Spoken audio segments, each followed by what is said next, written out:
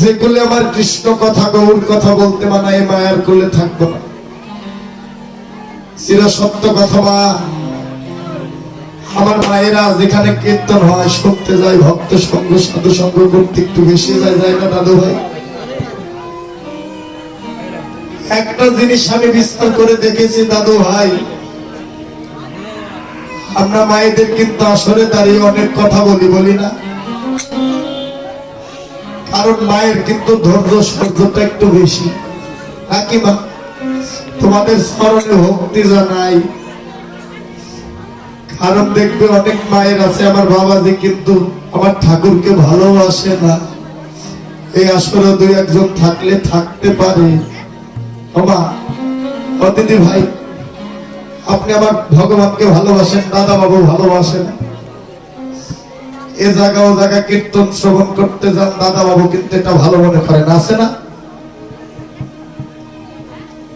তবু ভক্ত সঙ্গ করতে আসে কেন? সঙ্গ যে বড় ভালোবাসে। কিন্তু একটা কথা মনে রেখো, যে ঘরে কৃষ্ণ নামের বাদিনী আছে সে ঘরে আমার রাধারানীও আছে।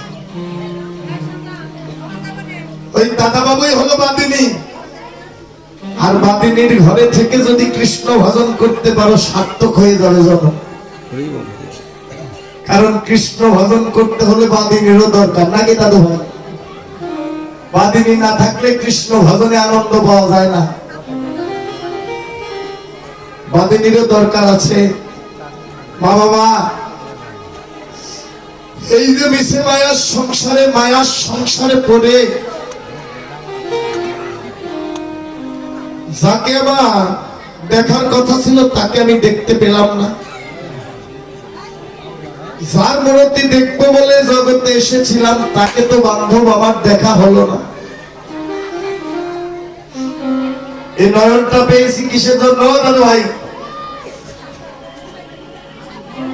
ভালো ভালো জিনিস দেখার জন্য নাকি? আমার ভগবানকে দেখবার জন্য। রাধারানী জন্ম যখন হয় তখন রাধারানী কিন্তু অন্ধ ছিল নাকি দাদু ভাই? পূর্ব জন্মের প্রতিশ্রুতি ছিল, প্রভু গো জগতে যাব, তোমার বদন দর্শন না করে জগতে কাউকে দেখবো না। শুধু আমার রাধারানী কেন রে, আমারও তো নয়ন আছে, নয়নে তো আমি আমার গৌর হরির মূর্তিখানা আমি দর্শন করতে পারি না। কেন পারি না? আমার কর্ম ভালো নয়, আমি তো একদিন সদ্গুরু চরণ আশ্রয় করিনি, ভালো মানুষের সঙ্গ করিনি, একজন জিন্দা মানুষের সঙ্গ করিনি, যার দেহে কোনো কামকট লোভের গন্ধ নাই। তাই আমার এই নয়নে আমি আমার গৌর হরির মূর্তিখানা দর্শন করতে পারি না। গৌর হরির মূর্তিখানা দর্শন করতে হলে একজন ভালো মানুষের সঙ্গ করতে হয়। কেন? এই জগতে গুরু কৃপা না হইলে ওই মূর্তি দর্শন করা যায় না। আমি কিন্তু আজ 3 দিন ধরে ঘুমাই না, 3 রাত্রি ধরে ঘুমাই না। এখানে কিন্তু এসেছি 2টা বাজে এখানে এসে পৌঁছেছি। 20 মিনিট সময়ের মধ্যে স্নান করেছি, অনেক কর্ম করেছি, কিন্তু আজ কিন্তু সারাদিন আমি সেবা করি, এরাও কিন্তু করে নিয়ে আস আমার সাথে। ভগবানের আসলে মিথ্যা কথা বলবো না, আমার কোন সেবাই হয়নি। আজ দাঁড়িয়েছি কারণে জগতে যদি তোমরা কৃপা করো, ভক্ত যদি নামের সোদা পান করে, ভক্তের সাথে আমরা থাকলেও আমাদের ভব খোদা মোচন হয়ে নাকি? নামের সোদা যেমন পান করে জাগতিক জগতের তারার ভব খোদা থাকে না। আমি কীর্তন গাচ্ছি ঠিকই বাবা, কিন্তু মাঝে মাঝে আমার মানব দেহটা ধুলিয়ে পড়ছে, তবু আপনাদের মতো ভক্তের সাত বদন দেখে জেগে উঠছে। মা বাবা কথা বলো না মা, কারণ এটা সাধুর বাজার। নাম শুনতে আসলেই যে পুণ্যি হবে তা কিন্তু না, এখানে কিন্তু অপরাধ আরো বেশি। ভালো কিছু করতে এসে, ভালো কিছু নিতে এসে খারাপ জিনিস নিয়ে যেও না। এ পাপের ভার সইতে পারবে না ভগবান। এটা সাধুর বাজার। কারণ ভগবান, কারণ যদি সত্য কথা না বলি তোমাদের তো আর বিশ্বাস হবে না। আসতে ভগবান একদিন নারদকে কেঁদে কেঁদে বললেন, নারদ আমি তিনটি জিনিসের জগতে সহ্য করতে পারি না। কি জানিস নারদ? ও নারদ, এ জগতে কেউ যদি কৃষ্ণায় গোবিন্দায় নম বলে দুফোঁটা নয়ন জলে কাঁদে, আমি ভগবানের সব সইতে পারি, কিন্তু ভক্তের দুফোঁটা নয়নের জল যে সইতে পারি না। আর আমি কি সইতে পারি না জানিস না রু? এ জগতে কেউ যদি এই সাধুগুরু বৈষ্ণবের বাজারে এসে বৈষ্ণব চরণে আঘাত করে, এই বৈষ্ণব হৃদয়ে বৈষ্ণবের অন্তরে যদি কেউ আঘাত করে, আমি ভগবান জগতে বৈষ্ণবের আঘাত সইতে পারি না। বাবা কীর্তন শুনতে এসেছো, ভালো কথা। মা বাবা, এখানে যে বৈষ্ণব নাই তা নয়, কিন্তু আজ এটাই তোমরাই আজ পরম বৈষ্ণব। কেননা এই বাজারটা হলো সাধুর বাজার। এখানে যদি চোর বসা থাকে, চোর আজকের মতো সাধু নাকি? ও দাদু, যতক্ষণ এই বাজারে বসা আছে, কারণ বাজারটা সাধুর বাজার, এখানে যদি একটা চোর বসা থাকে, চোর ততক্ষণ সাধুই থাকবে। এটা বৈষ্ণবের বাজার, বৈষ্ণবগণ বসে আছে।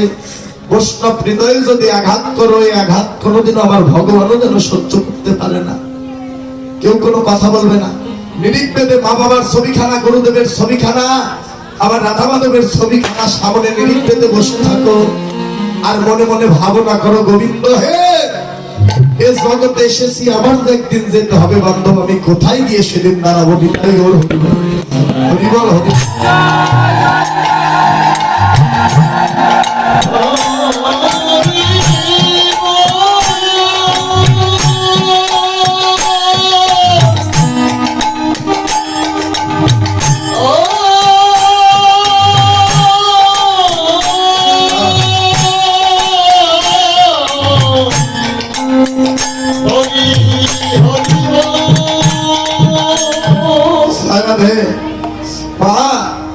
গোবিন্দ শরণে কেঁদে কেঁদে বলো, বন্ধ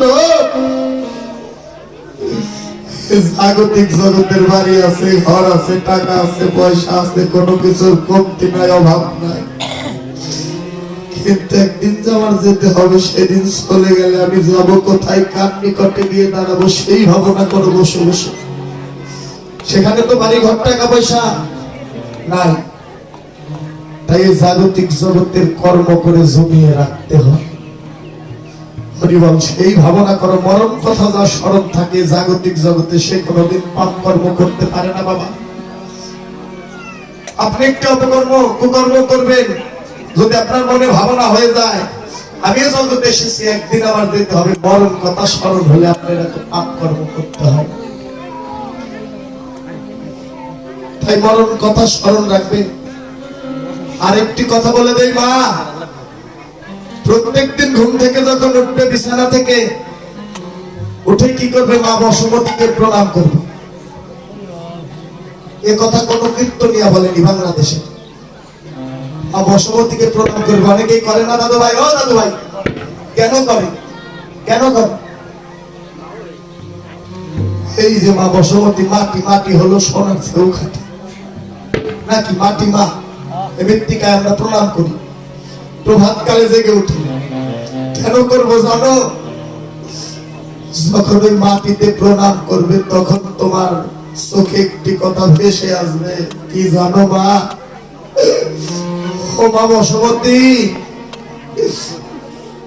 তোমার এই মাটির, আমার এই মাটির তৈরি দেহখানা একদিন আবার এই মাটির সঙ্গে মিশে যাবে। হরি বল, হরি বল।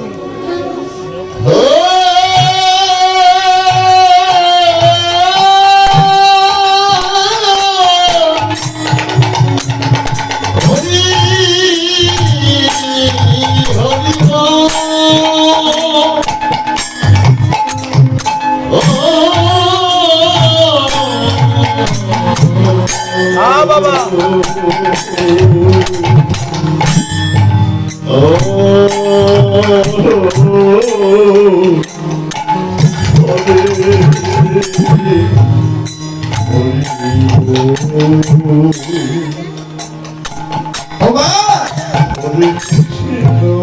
কেন প্রণাম করবে জানো ছোট?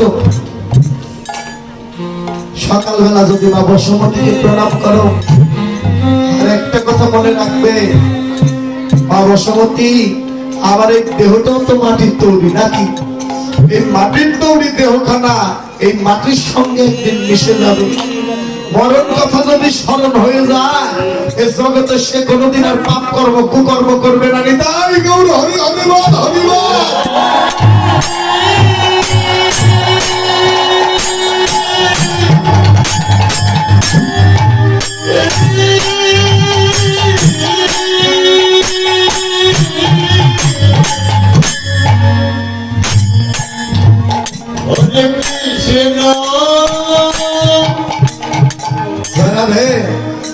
মা বসুমতীকে প্রণাম করতে হয়, আর মরণ কথা স্মরণ করতে হয়। আমি যে এসেছি আমার একদিন যেতে হবে, না হলে গোবিন্দ নাম স্মরণ বারবার করতে হবে। ঠাকুর তুমি বলতে জগতে একজন আছে। রাধে রাধে হরিবল। তাই এগুলো মনে রাখতে হয়, এরই নাম হলো কীর্তন। রাধে ও তাই জগ জান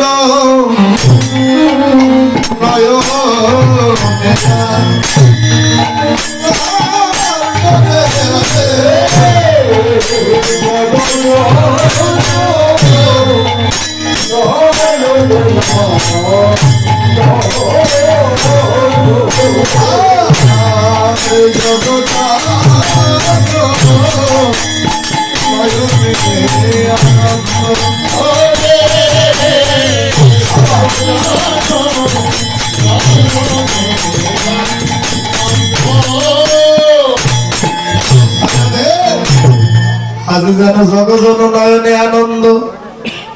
আর বৈষ্ণব কবি কি বললেন? হেম সয়ে অতি করা নাকি বাবা? হ্যাঁ, কারণ আপনারা টাঙ্গাইলের মানুষ, আপনারা পথ আমাদের থেকে বেশি যান।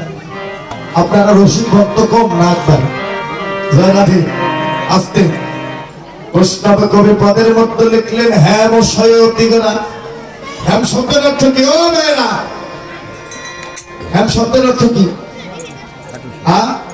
স্বর্ণ নাকি হবে? এই কীর্তনের ভাষা হচ্ছে ব্রজবলী ভাষা। ব্রজবলী ভাষায় বললেন হেম শব্দের অর্থ হলো স্বর্ণ, সোনা। কোন সোনা? এ জাগতিক জগতের সোনা মেয়েরা, যেটা মায়েরা গলায় পরে, কানে পরে, নাকে পরে, সেই সোনা।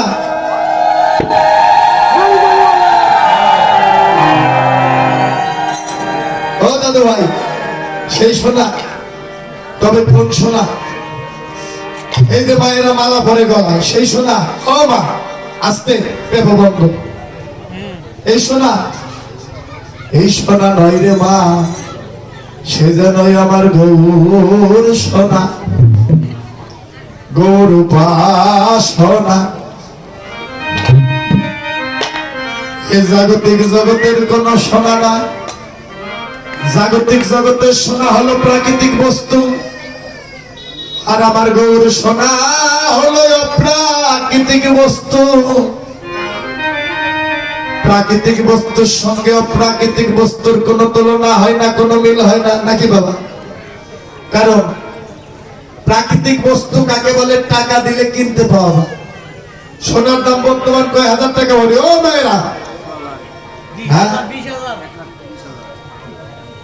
তুই তো ভালোই জানিস, তোর বউ আছে নাকি? হ্যাঁ, তোর তো বউ নাই, তুই কাকে দেশ? জয় রাধে। আমাদের তো আছে, আমাদের মাঝে মাঝে দিতে হয় নাকি, না হলে জ্বালা। হ্যাঁ হ্যাঁ দাদু ভাই, কীর্তন এখানে যতই মাত বাড়ি করি, বাড়িতে গেলে কিন্তু মাত বাড়ি থাকে না। শুধু আমি না, সবাই। জয় রাধে। ও ভাইরা, 1,20,000 কেন? যদি 5 লক্ষ টাকা ভরিও থাকে, যার কাছে টাকা আছে, জুয়েলার্সে যাবেন, স্বর্ণ দিয়ে দেবে নাকি? ও দাদু, কিনতে পাওয়া যায়। এই গ্রামে যত টাকাই থাক না কেন বস্তা ভরে দিবে, কেউ কি আমার গৌ সোনা কিনে দিতে পারবেন?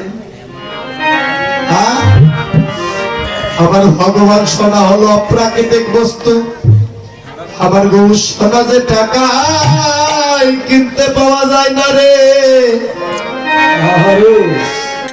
আমার ভগবানের সোনা যে টাকায় কিনতে পাওয়া যায় না। জাগতিক জগতের সোনা যারা স্বর্ণের কাজ করে, কর্মকার দাদু ভাই দুই একজন থাকলেও থাকতে পারে আসরে।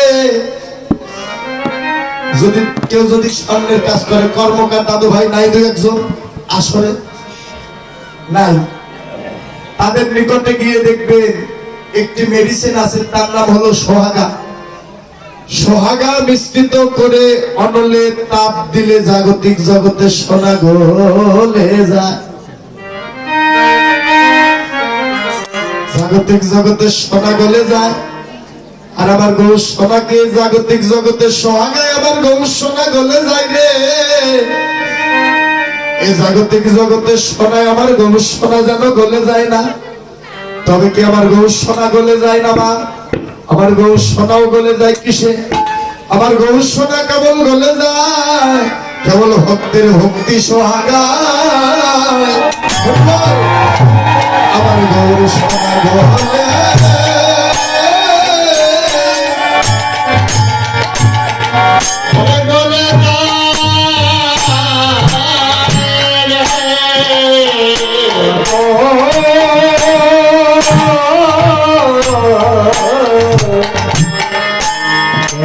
ভক্তি সোহাগা গৌর সোনা, গোবর সোনা বলে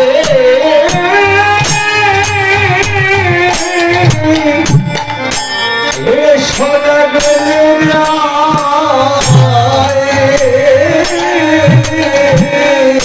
সেজন বলে গৌর হে শিব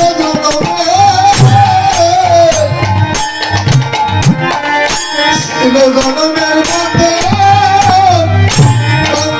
তোমার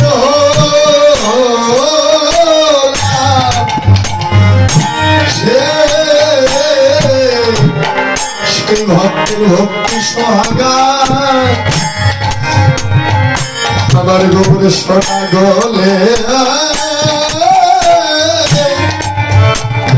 গলে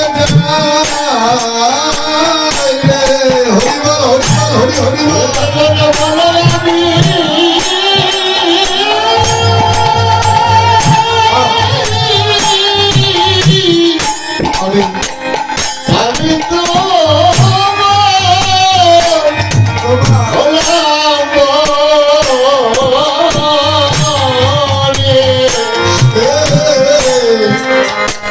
এই ভক্তি ভক্তি সোহাগে গৌর সোনা ওরে সোনা বলে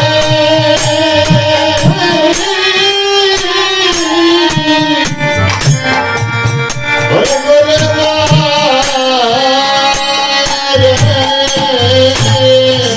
বলে আমি শিরোজনের মতো ওরে তোমার হলাম সেই ভক্তি সোহাগা।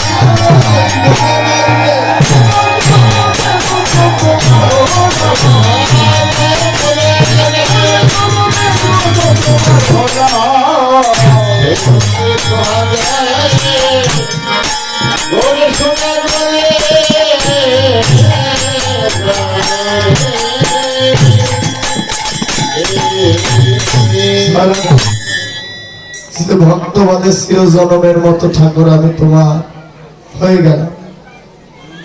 সেই ভক্তের ভক্তি সোহাগায় আমার গৌ সোনা চিরজনমের মতো যেন গলে যায়। তাই জন জন নয়নে যেন আনন্দ।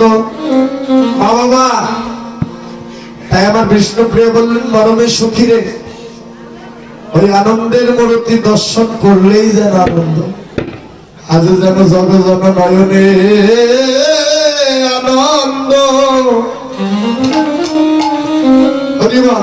ও দাদা, আমায় দেখতে দেখতে একদিন কিন্তু তোমাদের আর ভালো লাগবে না। নাকি? তোমায় একজন দেখতে দেখতে আর ভালো লাগবে না, মলিনতা এসে যাবে। কারণ দেখেছি নাকি, ও দাদু ভাই? হ্যাঁ, থাকবার কিন্তু দেখতে দেখতে আর আপনাকে এখন ভালো লাগে না, নাকি? হ্যাঁ? জয়রা দে। আপনাকে দিয়েই বললাম, কারণ আপনি আমার দাদু মানুষ তো নাকি? আবার কাকে কি বলবো, দোষ হবে। জয়রা, হ্যাঁ, দোষের দরকার নাই, দাদা আর নাতি বললাম নাকি? কারণ দেখতে দেখতে ভালো লাগবে না, মলিনতা এসে যাবে। সত্য না দাদু? কারণ একটি সৌন্দর্য দৃশ্যর জায়গা, ভালো ভালো পার্ক আছে নাকি? যাবেন একবার, দুইবার, তিনবারে মাথায় কিন্তু আর ভালো লাগবে না। বড় বড় মন্দির হয়েছে, যাবেন দুই একবার ঘুরতে যাবেন, ভালো লাগবে, পরের বার কিন্তু আর যেতে ইচ্ছা করবে না, কারণ গিয়েছেন আর ভালো লাগে। আর আমার বিষ্ণুপ্রিয় আমার অমিত সখী বললেন, ও কাঞ্চনা রে, ওই মূর্তি দর্শন করলে যেন আনন্দ জেগে ওঠে, তবে ওই মূর্তি কিসের গড়া? তাই আমার বৈষ্ণব কবি লীলার প্রান্তে দাঁড়িয়ে বললেন, হরে প্রীতি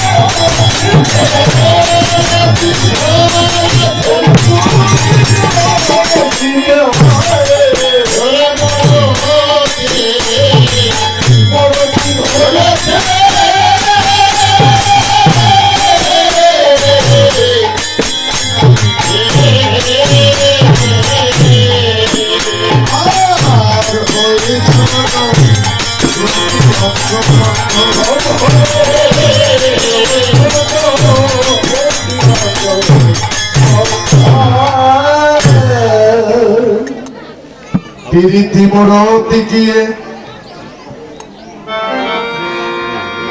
রূপ সর্বধার ওই ছন যেন প্রতি অঙ্গবদ্ধ আজ ভাব নিধি গৌরবার আজ যেন মূরতি ধরেছে আজ জীবের করতি নাশিতে